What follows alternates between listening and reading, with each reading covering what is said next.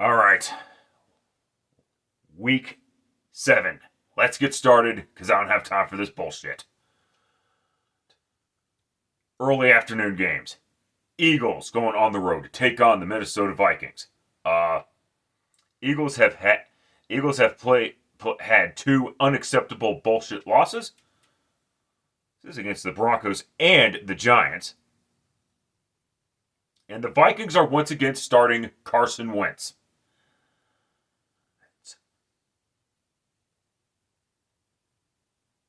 You know, this was supposed to be the season that JJ McCarthy to see what they have in JJ McCarthy, and yet he is now once again not able to play. Last year McCarthy went down with that torn meniscus injury, and this year he's out with a cat, and this year he has a nagging calf injury. But this should be an interesting one because Carson Wentz once again gets to face one of his former teams in the Philadelphia Eagles, the team that originally drafted him. Will the Eagles lose 3 straight?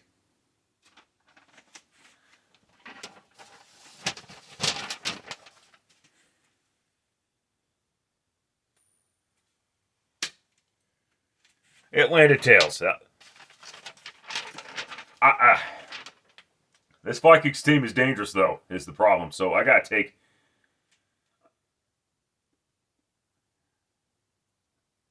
I gotta take the Eagles. You know, they need to get their shit together, but they're facing a tough Vikings team. This will Eagles will either win close or they'll get their asses kicked by the Vikings. Next up, Raiders going on the road to take on the Kansas City Chiefs. I believe most of the nation's going to be watching this early afternoon matchup. The Raiders finally get a home victory and end their 4-game losing streak or 5-game losing streak, whatever. No, it was 4. They're 2-4, but and not only that, but that victory got Brian Callahan fired from the Tennessee Titans. Or at least that was the final straw anyway. More on that in a minute. The Chiefs beat the Lions fair and square. Okay, maybe not fair and square, but square because once again there's when it comes to the Lions and controversial penalties,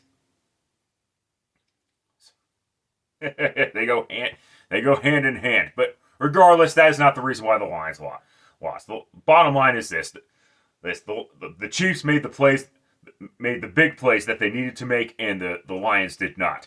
More on the Lions later on when I talk about them. But yeah, I think that it took them a little while, but I think the Chiefs are finally back on track. And go ahead and take the Chiefs to defeat the Las Vegas Raiders. Should be an interesting matchup, but yeah. Speaking of interesting matchups, Patriots going on the road to take on Mike Vrabel's former team, the Tennessee Titans. Oh boy, yeah, I wasn't surprised.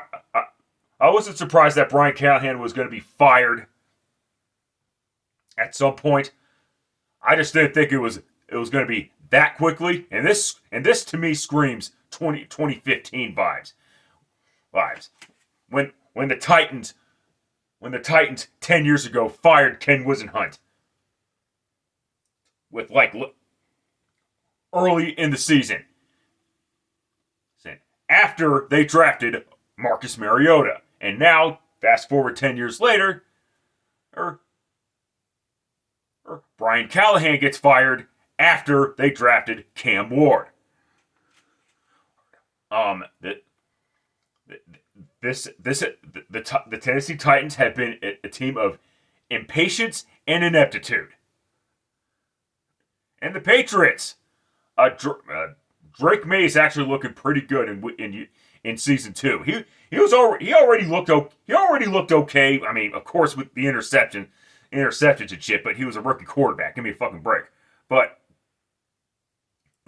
seriously though,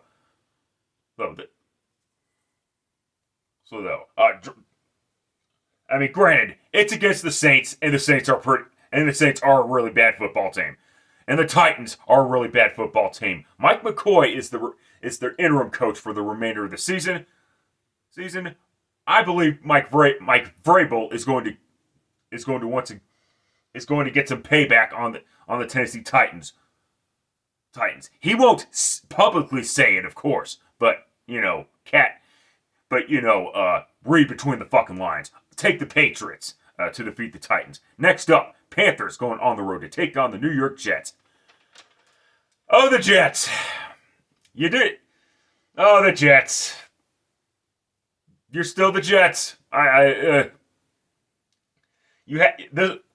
week may have been your best opportunity to win at least one game. And listen, I'm not going to say they're going to go 0-17, but doing nothing on the final, doing nothing, not even calling a play to end, by the end of the first half. Are you fucking kidding me?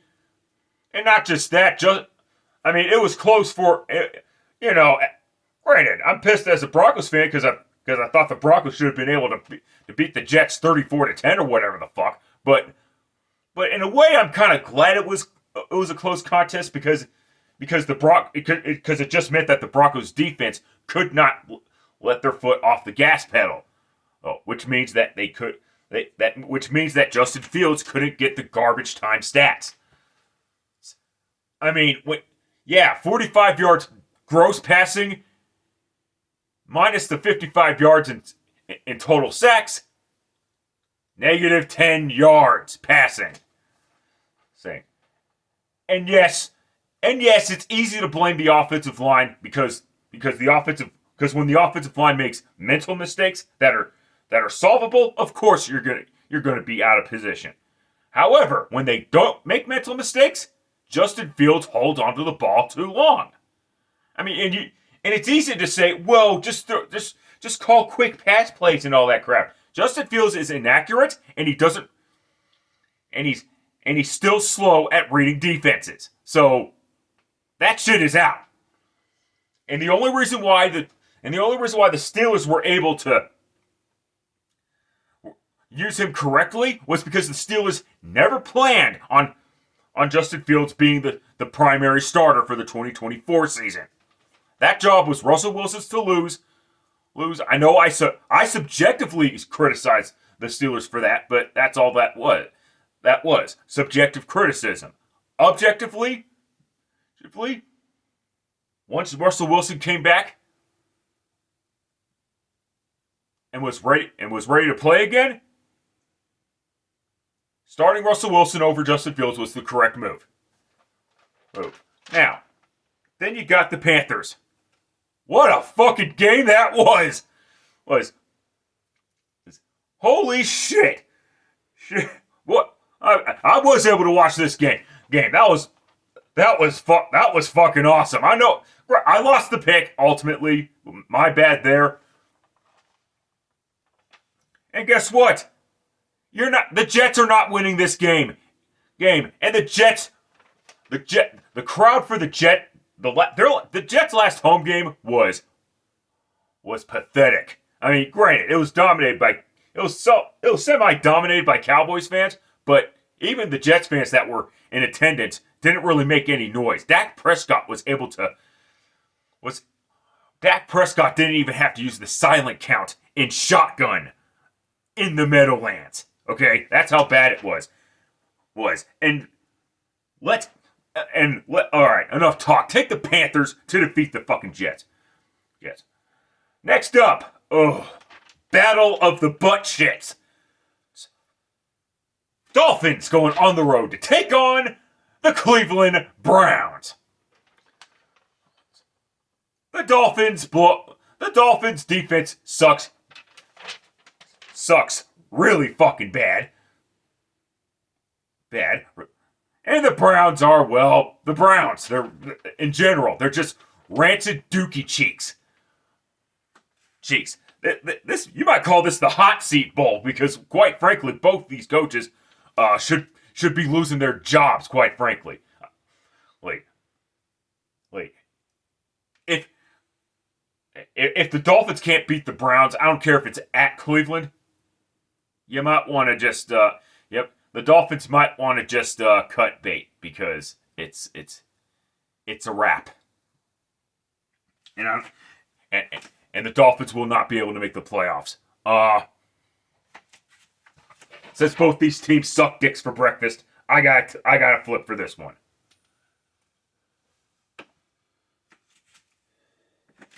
Try again. Losing my mind. Let's go. It landed heads. It may have landed heads, but I gotta take.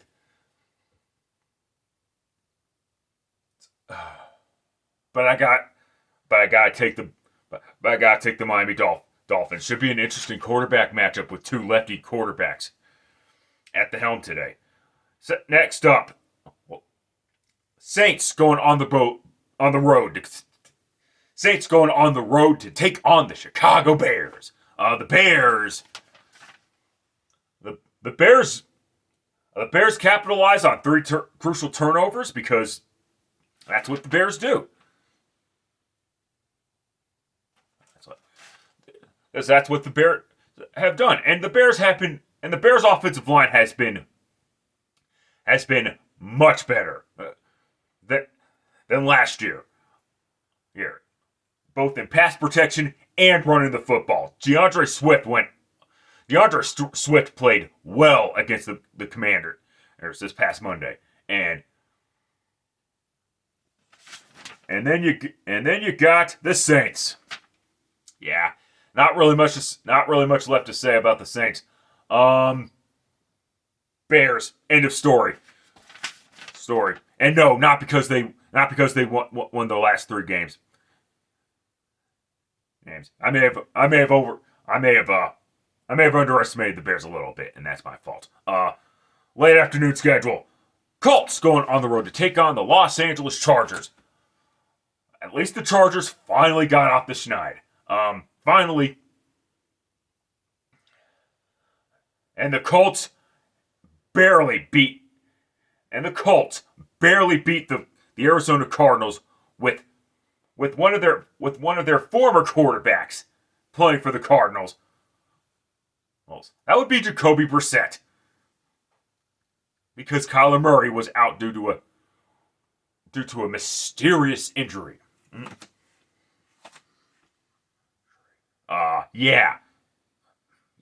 This should actually be a good game.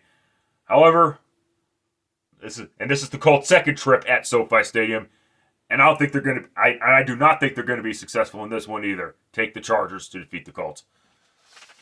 It should be another shootout though. Giants going on the road to take on the Denver Broncos. Camp Scadaboo's pretty fucking good. I mean, he's got to stop ramming his helmet into things. But yeah, I actually like this dude a lot. And the Broncos, you know, I want to believe in this. I want to believe in the little Bo Nix. Here's the deal. Last time these two teams met was 2021, the season opener, and the Broncos beat the Giants there. 4 years earlier than that, the Broncos were facing a winless Giants team with four wide receivers out for that particular game. Yet the Broncos still lost to them. Fast forward 8 years later, the Giants have injuries at receiver, and they're facing the Denver Broncos. Will history repeat itself again? Like it did 8 years ago. I don't see it happening. Go ahead and take the Denver Broncos to defeat the Giants. It is what it is there. All right. Packers going on the road to take on the Arizona Cardinals. Well, the Cardinals are, like I said earlier, the Cardinals almost picked up a huge road victory, a victory that they needed. And now you're facing a Packers team that may have finally got their heads out of their asses. With that being with that in mind, go ahead and take the Green Bay Packers to defeat the Arizona Cardinals.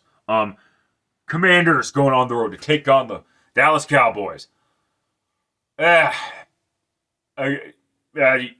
turnovers. You can't turn the ball over. And then you got the Cowboys. Their defense is fucking horrible. Well, I mean, you let Bryce Young have a fucking good day. Your offense is great. Let's not that. Your offense is great.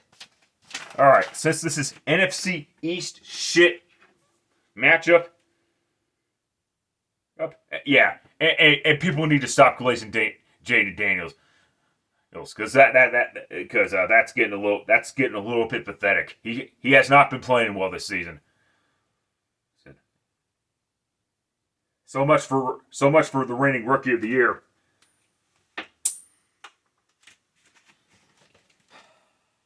My hand-eye coordination kind of sucks right now. Try again. It landed tails. This should be a shootout. Take the Cowboys. Boys, I don't care if that landed tails. Next up, Sunday Night Football. Falcons going on the road to take on the San Francisco 49ers. The Falcons did actually. The New England Patriots have the Atlanta Falcons to thank heading into this matchup because entering this Sunday,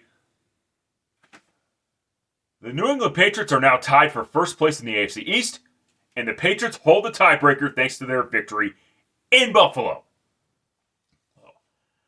And speaking of the. And now back to the Falcons. Yes. The Falcons are not. The Falcons are not bad. I mean, Michael Penix Jr., it's not just him, it's Bijan Robinson, Tyler Algier, Drake London.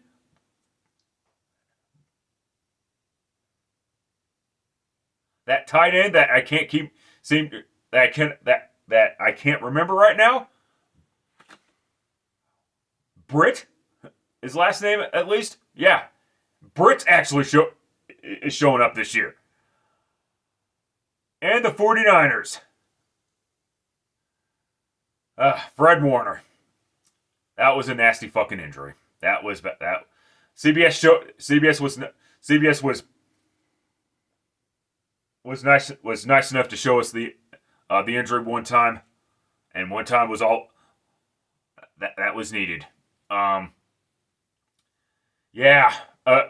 going to keep hammering this home. Death, taxes, and the 49ers catching the injury bug.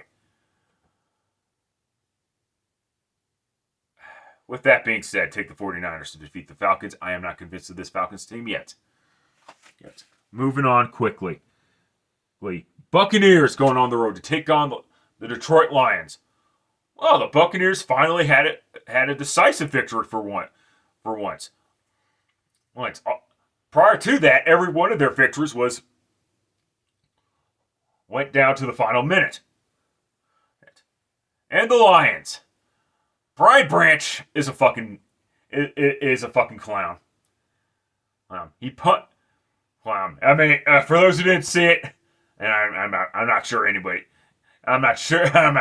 if anyone didn't see it, but Brian Branch decided to snub Patrick Mahomes' handshake because he's a salty loser, and then he goes and smacks Juju Smith-Schuster in the face, punches him like an idiot with his helmet on, which is dumb.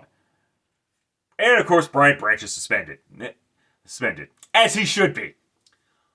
That's not the issue won't, if the Lions lose this Monday night, it won't be because of the loss of Brian Branch. It could be if they lose, it'll be because of the loss of the potential loss of the other safety, Kirby Joseph. But this Lions team is still loaded. The Buccaneers have injury issues too, so I don't want to hear that shit. This should be a good game, but I think the Buccaneers will suffer a letdown this week. Take the Lions to defeat the Buccaneers. Maybe. Texans going on the road to take on the Seattle Seahawks. My bad, Seattle. Why did I think the Seahawks would lose to the Jaguars? That's how shit goes sometimes. Yes, you lost at home to the Buccaneers, but the Jaguars would. But I had to have known that the Jaguars were going to suffer a letdown after their upset victory over the Chiefs the week prior. And the Houston Texans, I believe they had their bye week. Don't quote me on that, but